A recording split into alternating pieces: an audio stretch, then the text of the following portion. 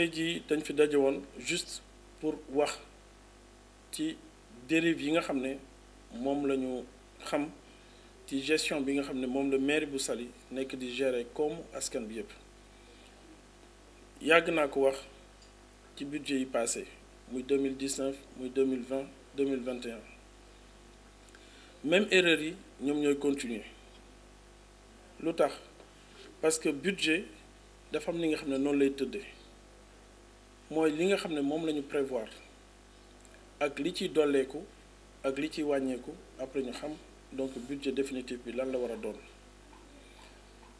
mais document bi nga xam ne moom la mairie bi génne pour budget 2022 bi dam cee gis ay erreur yu bëri erreur bi ci gën a fës mooy que ne budget ñaari partie la première partie bi mooy recette yi mooy li nga xam ne moom la ñuy jëlee ci askan bi deuxième partie bi mooy dépense yi te ñëpp xam nañ que ne maire yi amul droit dépenser plus que li nga xam ne moom lay jot ba tax na que ne dépense yi ak recettes yi dafa war a am équilibre boobu nag donc document bi wane na que ne équilibre boobu amul pire encore que non seulement amul mais ñoom ci seen bopp dañ ko jéem a nëbb pour wan askan bi que ne am na équilibre mais amul équilibre parce que yaakaar naa que ne boo dee calculer bu amee benn erreur boobu dafa war a répété wu ci document bi yëpp ba ci final nga mën a gis que ne am na lu xew bu boobaa nga jëlaat document bi liggéeyaat ko mais ñoom bi ñu gisee que ne am na ay erreur dañu tappale rek jubbanti ko ci anam yi nga xam ne moo gën a yées pour nëbb askan bi donc erreur yooyu di am loolu nag ñu ci am benn jàngat bi mooy bu fekkee ne dañ kaa tey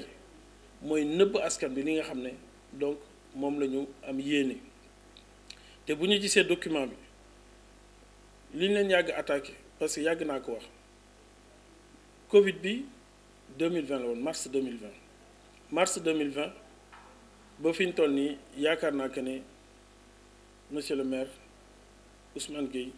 génnul dëkk bi te frais de mission dafa am ñaari partie bu njëkk bi mooy hébergement partie bi ci topp mooy restauration donc parce que frais de déplacement yi donc loolu dañ ci beneen rubrique lañ ko def donc bu ñu waxee ci ñaar yooyu rek donc normalement li nga xam ne moom la prévoir woon bu demee ay mission bitim réew donc gis nañ que ne fii la ko jëfandikoo te comme amul hébergement donc lépp daf ko def ci wàllu restauration moom laa doon wax que ne donc chaque jour bu jëndee samedi ak dimanche yi maire bi moo ngi koy verser 38 300 francs yi nga xam ne pour añam la bi ma ko ci toppee tongal ko dem na ba ci budget 2022 bi mu ne na góorgóorlu wàññi montant boobu jëlee ko 10 millions indi ko 8 millions mais ci ay calculam toujours moom dafa considérer que ne 10 millions la est-ce que 8 millions yi da ko defoon pour nax ñu nga xam ne toujours day continuer jël li nga xam ne moom la prévoir donc autres frais de déplacement yi aussi xam nañ que ne ñaari at yi yëpp amul benn déplacement te 20 millions le programme moom te moo ngi ko doon exécuté à 100% ci ki nga xam ne génnul bitim réew donc loolu aussi nekk benn interrogation bi nga xam ne dañ ko ci interpellé mu wax 20 millions yooyu donc fan la ko dugal mais ci document bii nga xam ne moom la ñu yor tey moom pare woon na ne dafay wàññi frais de déplacement yooyu autres frais de déplacement yooyu wàññi ko ba 10 millions mooy genn wàll li nga xam ne moom la tàmm jël mais toujours dañuy gis que ci document bi nga xam ne moom la ñu yor nii maire signé ko tampon maire bi nekk ci donc foofu aussi am na ay erreur de calcul parce que bu fekkee ne dafa commencé 10 millions dara yokku ci dara wàññeeku ko ci normalement ci mujjantal gi 10 millions looloo nekk mais pas 20 millions te yaakaar naa que ne document bi jox nañ leen ko pour que ngeen zoom ko pour que nit ñi mën a gisal seen bopp li ñuy wax noonu la ko toppante ci yeneen rubrique yëpp ba finalement am na différence su 17 millions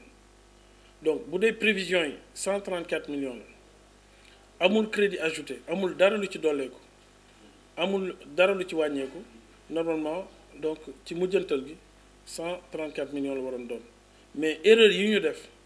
donc moo waral que ne ñu toll ci 151 millions mais comme ñoom xam nañ ne 151 millions la te mënuñu ko bind parce que bu ñu ko bindee dina déséquilibrer document bi léegi ñoom ci la ñu jëlaat rek bindaat 134 millions donc pour réeral askan wi donc moo tax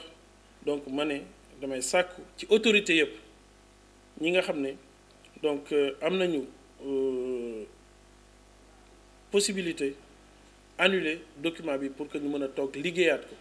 mais en tout cas ñu bañ ko commencer exécuter donc comme ni nga xam ne moom la ñu miin mais xam nañu majorité bi nga xam ne donc monsieur le maire Ousmane Gueye yor na ko donc ci conseil municipal ba tax na que ne document bi malgré erreur yi nga xam ne am na ci te am na ñi nga xam ne saisir nañ leen directement pour wax leen sensibiliser leen attirer seen attention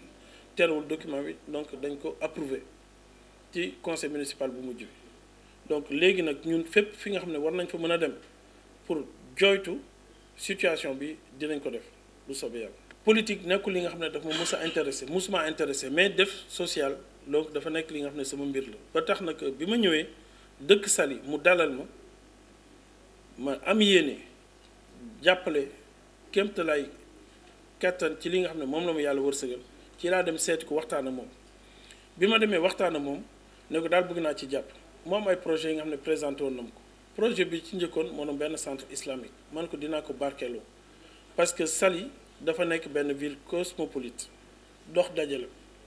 façon bu nekk moo fi ñëw ku ci nekk ak jikkoom ba tax na que ne suñu njaboot bu diine jiituwul ci seen dënn dañu yomb a fëq looloo taxoon man ko man dinaa barkeelu ci projet boobu mu joo xam ne beneen projet muy benn hôpital de référence man ko ci occasion voyage yi nga xam ne dinaa ko def dinaa profité pour présenter projet boobu pour que nit ñi donc ku ci am yéene bëgg cee jàpp mu mun cee jàpp ñaari projet yi bu njëkk muy centre islamique bi commencé naa ko exécuter ba ma jot fee mool 91 tonnes briques ci laa soog a xam que ne site bi nga xam ne foofu la ñu waroon tabax centre islamique bi sàkkal nañ ko pexe loolu projet boobu foofu lañ ci yem ñu dem ba ci kanam en 2016 moom ci boppam mu ñëw sollicité ma daane ma am naa ñetti espace yi nga xam ne marché laa fa bëggoon dem def benn bi nekk ñax-ñaxal benn bi nekk Carrefour benn bi nekk Saly Joseph comme am na li nga xam ne amoon nañu ay jaar-jaar ci wàllu centre islamique bi ma commencé exécuter te gis naa que ne suuf sa amul wala sàkkal nañ ko pexe moo taxoon ma ne ko léegi bu fekkee ne pour marché yi donc balaa ma ci def lenn il faut moom ci boppam mu présenter ma suuf si nga xam ne foofu la ñu war a defar marché yi jox ma këyit yu leer ak ay autorisation ma baliser ko soog a commencé liggéey mais yàlla def na que ne loolu 2016 doon ba fi ñu toll nii ñu ngi ci 2022 musuma présenté benn espace pour wax ma que ne donc fii la ñu war a tabax marché sangam wala fii la ñu war a def leneen donc loolu amul problème parce que dama ko doon déglu jotuma ci investir dara 2017 benn ci fondation yi nga xam ne sollicité woon naa leen pour hôpital bi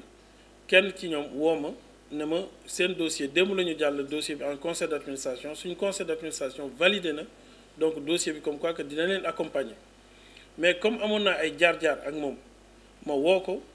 ci saa si ne ko am na benn fondation bi nga xam ne pare nañ pour accompagner ñu pour centre islamique bi léegi damaa bëgg a xam lu leer parce que man mën nga ma wax mu bañ a am wax bi teggee ko mais ñii ay jàmbur lañ mun ma leen déplacer Europe ba Afrique